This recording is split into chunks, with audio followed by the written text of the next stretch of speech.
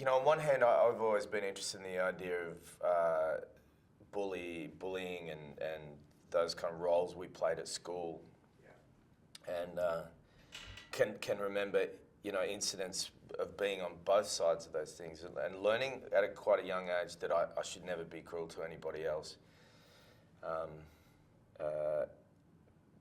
Because of how it makes you feel when it happens to you. But so interested in that general subject matter. But I got excited about making a movie or writing a script about it when I thought, how do those roles affect people through the rest of their life? And rather than tell a story that was set in a high school or whatever, to write a story that was set with people my age, and using that concept of what would it be like to run into the person that you treated very badly when you're at school, or on the flip side of that, what would it be like to run into the person who bullied you?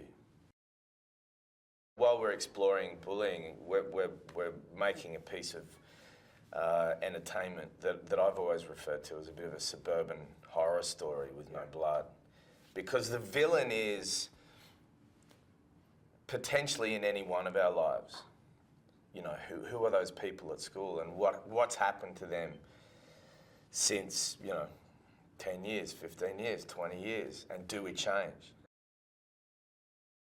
The movie essentially is about a couple who moved to a new city, back to where the husband, roughly where the husband grew up, and they're sort of simply shopping for furniture, and they run into the guy that the husband terrorized, I guess, and bullied, and changed the course of his life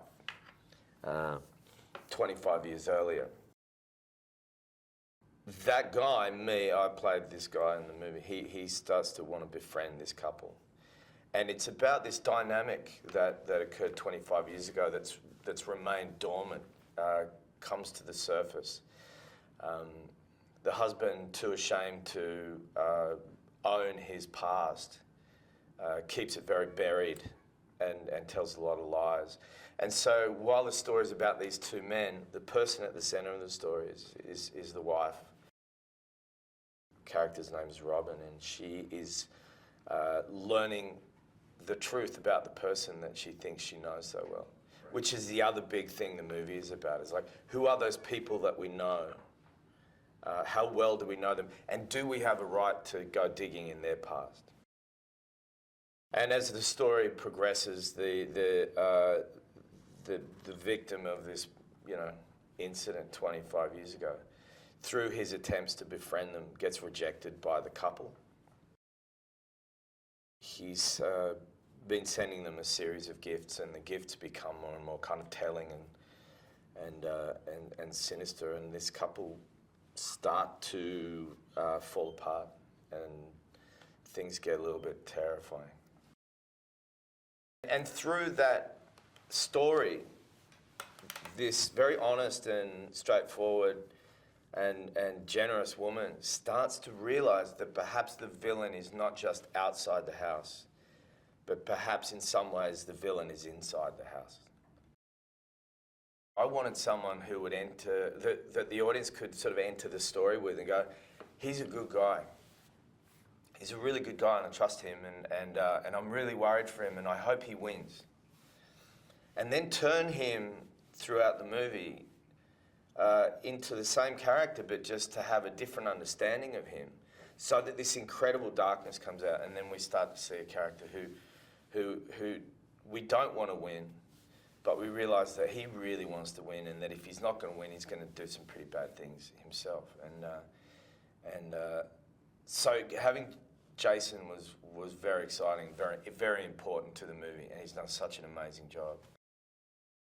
The challenge for Rebecca was to start the movie in a much kind of weaker and more kind of following her husband around kind of way than you would ever imagine out of Rebecca Hall. So that's the trick with her, was getting the parts of her that we're not used to first, and develop into this beautiful, warm, loving sort of and stronger woman by the end of the movie.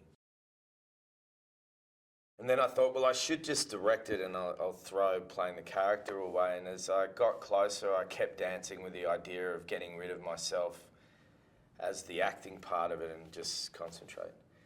And then, secretly I think the initial idea of wanting to play that character kind of was a little bit dominant. And when I realised I'd only have to do a small portion of the shoot as that character, it seemed more manageable to me. So I convinced myself that it was going to be okay. I can't tell you that along the way I was like, I wish I just had got someone else. But I'm proud of having done it now. And, in respect to my brother, who's someone I really admire and love as a director and a person who had made movies before, who I knew going into it was going to be there on set on the days where I was in front of the camera to give me that feedback. And, that made me feel safe enough to do it.